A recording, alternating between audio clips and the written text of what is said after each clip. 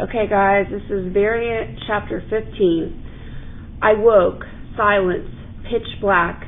I tried to move, and sharp, terrifying pains pierced my body. There was a patch of gray sky above me. As I stared, I could see specks of light, stars. The almost rectangular sky was interrupted by a small black spot.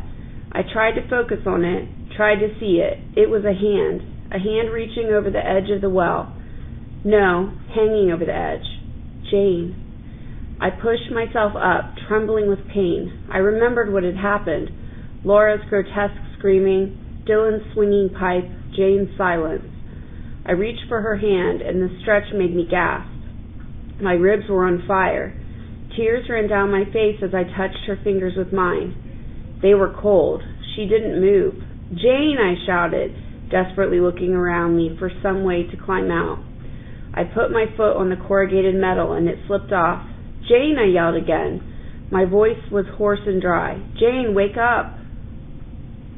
I stretched for the top and discovered that the fingers on my left hand wouldn't grip. They wouldn't even respond. I crumpled back down to the bottom of the window well, scorching pain racking my entire left side.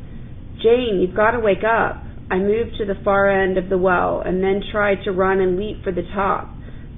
But the sudden movement seemed to cripple me. I couldn't force my body to jump. Come on, Jane, I said, spinning in a circle, looking for anything I could find. The ground was thick with dry leaves. I kicked through them. My foot caught on something and I dug it up. A short 2x4. I'm coming, Jane, I said through the tears. I jabbed one end of the board into the dirt and leaned it against the side of the well. I'm coming, don't worry. I stepped up onto the high end, and my head was over the side.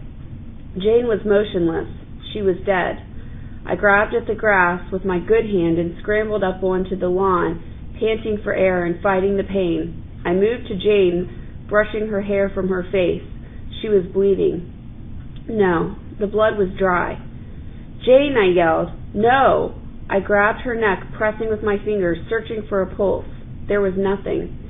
I was crying now. I knelt over her, my face bent down to her lips, trying to feel a breath against my cheek. Nothing. Blood was everywhere. Face, neck, arms, legs. Gripping my useless left hand with my right, I pressed down onto her chest over and over. I bent over her lifeless face and breathed into her mouth. Nothing. What could I do? Where could I go? We had no 911, no ambulance. I looked at Jane and touched her face. I touched her hand and touched her dress, ripped at the waist where the rough pipe had smashed against her. She twitched. Jane? I stared at her arm, wondering whether I'd seen something real. It twitched again. Come on, I shouted, feeling her neck again for a pulse. My fingers were throbbing so much I couldn't tell. Her head moved. Jane, can you hear me? Her hand lifted and fell.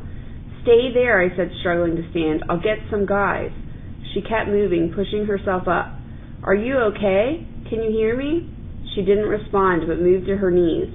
I offered my hand, but she climbed to a standing position without it. I put my arm around her waist to help. Come on, I said. Can you walk? Let's get inside. My body was screaming with pain. Adrenaline must have been keeping me up. She looked back at me, but her eyes were slightly crossed. You're in shock, I said, trying to be calm. Lie down. I'll go for help. But she didn't listen. She took an unsteady step and then two more. She was limping severely on her right leg.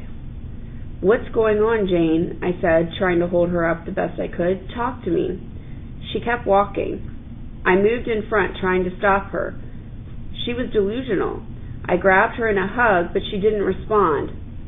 She took another step in spite of me, and I stumbled and fell. As I hit the ground, daggers of pain stabbed my ribs, hip, arm, and chest. I gasped for breath. Jane kept walking. Stop it, I shouted, trying to get back up. Jane, just sit down. But she kept moving, limping slowly but deliberately around to the back of the building.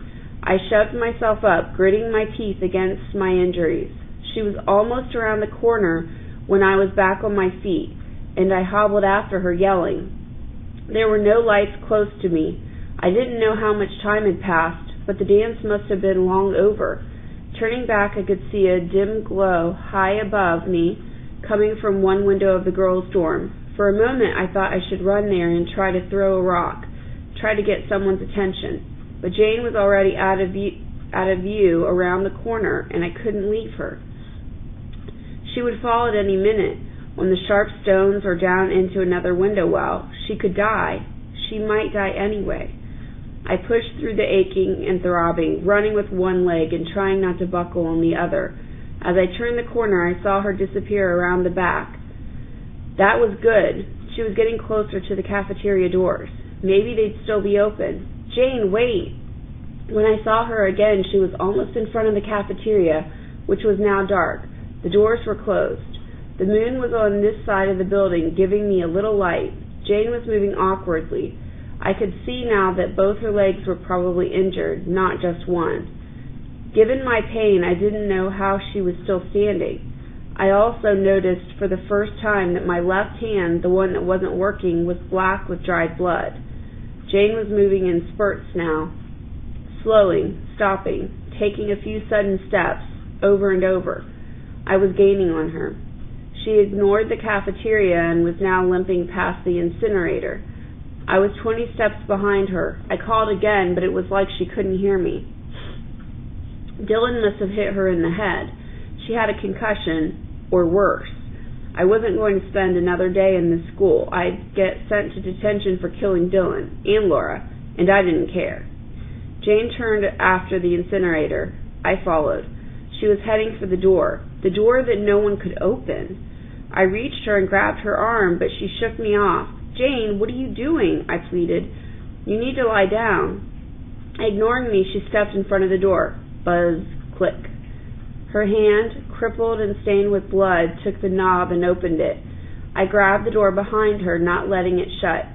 She was limping down the cement-walled hallway like the others in the basement, except that this place smelled cleaner, like ammonia. A dim blue bulb hung from the ceiling, and as Jane passed beneath it, her skin looked pale and dead. The hall opened into a long, narrow room that reminded me of an old hospital. There were cupboards along one wall and empty shelves above them. On the right side was a row of steel floor-to-ceiling cabinets, and on the left was a metal table and a computer. I had my hand on Jane's waist, following her helplessly as she walked to the steel table. I tried to help as she climbed up onto it, but she ignored me. Worse than ignored me, she moved as though I wasn't there at all. My face was wet, but I didn't know whether it was tears or blood. Probably both. Jane, I whispered, what's going on? Are you okay? She sat on the table, her legs stretched in front of her. I noticed a huge black bulge in her right leg just above the knee. Her bone was broken, but she'd been walking on it. Her injured hand was tugging at her ear, and her eyes stared blankly ahead. I held her hand, but she didn't acknowledge it. What is wrong with you? I shouted. I'm trying to help. She tugged at her ear again, and this time it came off in her hand. There were lights behind it, and metal. Where her skull should be, metal and lights. Jane pulled a cable from the computer and plugged it into her head. I stumbled backwards. No. The computer lit up, and lines of text began appearing one at a time on the screen. Emergency damage report, auto-retrieve mode, model, Jane, 117C. Searching for damage. Damage codes. WA24584, MG58348, OC32111. The numbers went on and on. Dozens, then hundreds. I stared at her. Jane. The word was barely audible. Her lips didn't move, but she spoke. It wasn't her voice. You shouldn't be here. I ran. I scrambled back down the hallway, struggling to balance as my hip kept trying to give way. I was terrified that the door wouldn't unlock for me, but the knob turned without a noise. I threw it open and charged outside, finally collapsing on the grass by the track. I curled into a ball, the pain of my chest and leg and arm all overwhelming now, but worse was my heart. which felt like it had been ripped from my body and run through a shredder. Model Jane 117C. Jane had a model number. She was I had no idea. An android? A robot? I thought I was going to throw up. No, she couldn't be a robot. Jane had feelings, and she had ideas, and she had a personality. I had kissed her. She had kissed me. I tried to picture her, the Jane from before, happy, beautiful, alive Jane. But all I could see was her hobbling down the blue hallway, tearing off her ear, plugging into the computer. There were no more lights on in the building. The school was silent, and no one knew.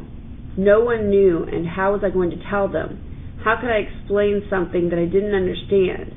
I needed to get them in that door and show them, but I couldn't imagine going back in there. I couldn't see her again. Not like that. She was a computer program. I'd been falling in love with a computer program. When she smiled, it was because some algorithm had commanded her to. When she kissed me, it was because a complex chain of ones and zeros made her do it. She wasn't real, and she never had been. But this was impossible. Computers couldn't think, and they couldn't act the way Jane acted. Machines couldn't look like Jane looked. Her skin felt real. There was life in her eyes. I closed my eyes as a sharp wave of pain racked my chest. I needed a doctor, but the infirmary was run by Dylan, and even if he hadn't been the one who'd beaten me, what could he do? He was a teenager just like me. Or was he? Jane had a model number, and her number was 117C. Were there 116 others? There weren't even that many students in the school, but with the way people came and went, maybe there had been 116. Maybe the others died, like Jane. Jane was dead. No, she was never alive. Was everyone a robot but me? Maybe they were watching me, testing me. How will Benson Fisher respond if he's in a fight? Will he try to escape? Will he make friends? Will he fall in love? Breathing hurt.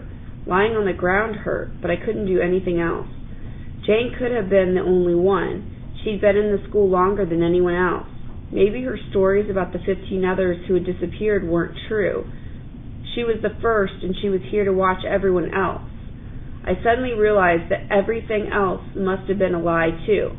She wasn't from Baltimore. She hadn't been homeless. She didn't want to be a doctor.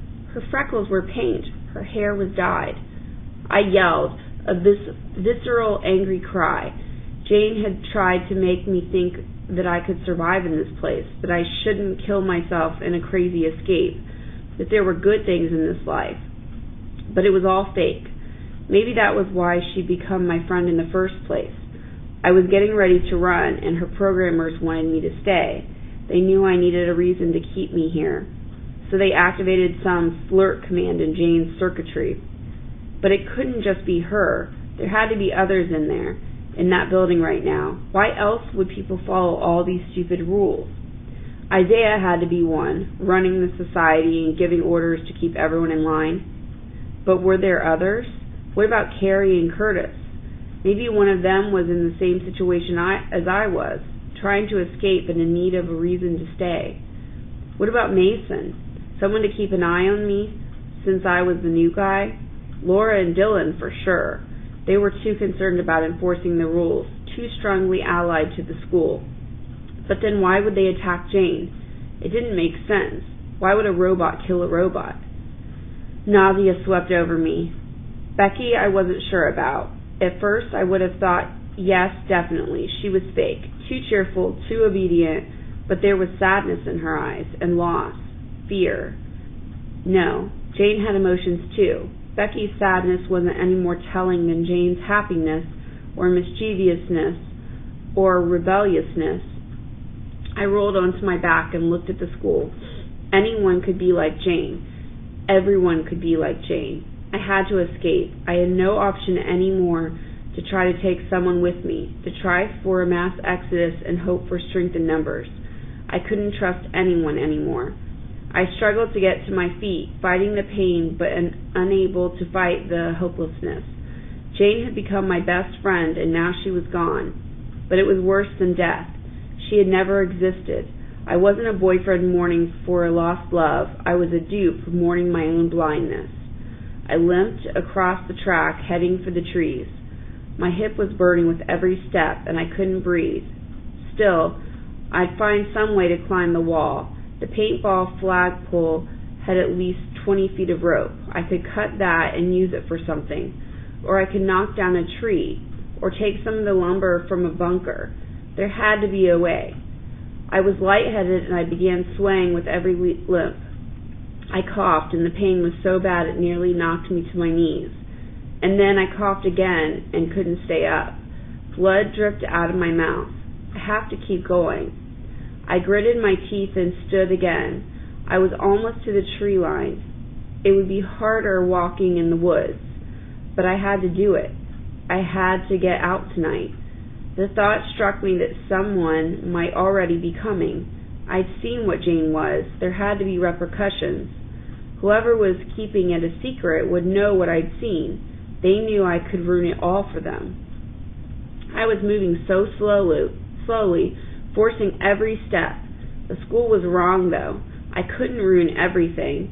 Even though I'd seen Jane and the metal under her ear, I couldn't tell anyone because there was no one to trust, and there was nothing I could give as proof. And tomorrow, Laura and Dylan would just finish the job anyway. The woods around me were spinning. It was so cold. I stumbled and then fell.